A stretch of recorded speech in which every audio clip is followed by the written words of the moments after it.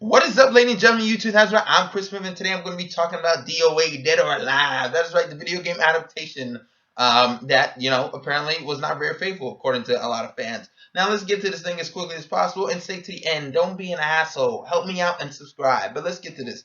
Basic plot is pretty much about four beautiful women who pretty much fight in the tournament to stop a threat. That's what it is. Let's get to some positives, some negatives. Some positives, they actually do the fight choreography very well. Now, the fight choreography is pretty much on point, and there's some innovative fight scenes between the fighters in the tournament.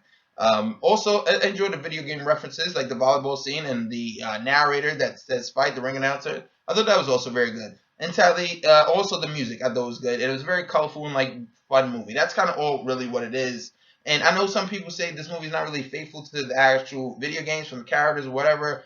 Like there's more story to be told, but for the most part, they had to strip that down. Obviously, they did it to the dumbest common denominator, but they also really did take the core essence of what DOA is, and that's pretty much hot women just fighting. So in a way, it's kind of one of the most faithful adaptations out there. Is it fully? No, but for the most part, DOA is about hot women fighting in bikinis, and it has slow motion fights in rain. It has people fighting in bikinis. There's this dumb scene where she's the naked fight scene, right? And obviously they either blur out her nipples, whatever her name is, or she's got no nipples, and then that's another problem. Eric Roberts, Jamie Presley, a whole bunch of the cast. The women in the movie, they do fine. They do enough, good enough job. They look very well. Devin Aoki is terrible in this movie because apparently she sounds like a robot. Eric Roberts is doing what Eric Roberts does best, and that's collect a paycheck. But he collects his paychecks very well because he likes to play villains, and he does it decently. Steve Howey, I'm not a fan of his unless he's in Shameless. The guy that plays Max, completely worthless characters. Yes.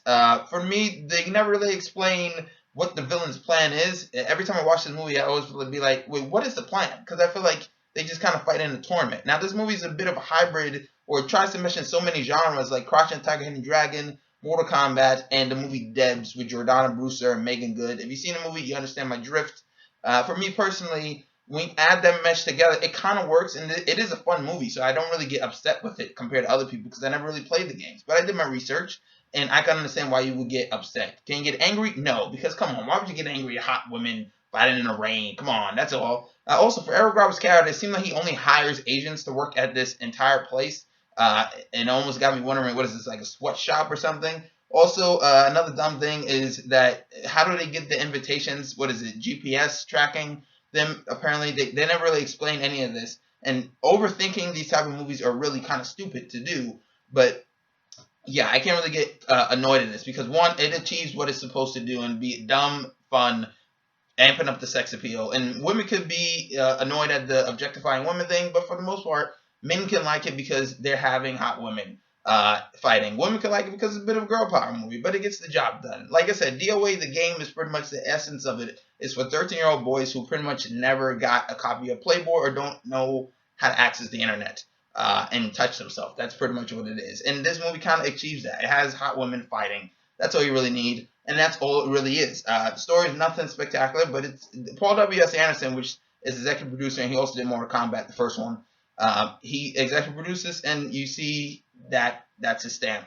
He's one of the only ones that have success in these video game movies, and it shows. This is fun. It's entertaining. It doesn't bother me. I can see where people get upset, but should get angry? No, it's not Max Payne level angry. It's not Annihilation level of angry, but for the most part, it succeeds at what it's supposed to do, and that is having fun action, and that's hot women, and that's pretty much it. That's all you really need. Good music, I guess. And that's pretty much it. Comment, subscribe, and like. I'm Chris Smith. I'm signing out. What do you want? What's the next video game you think I should review?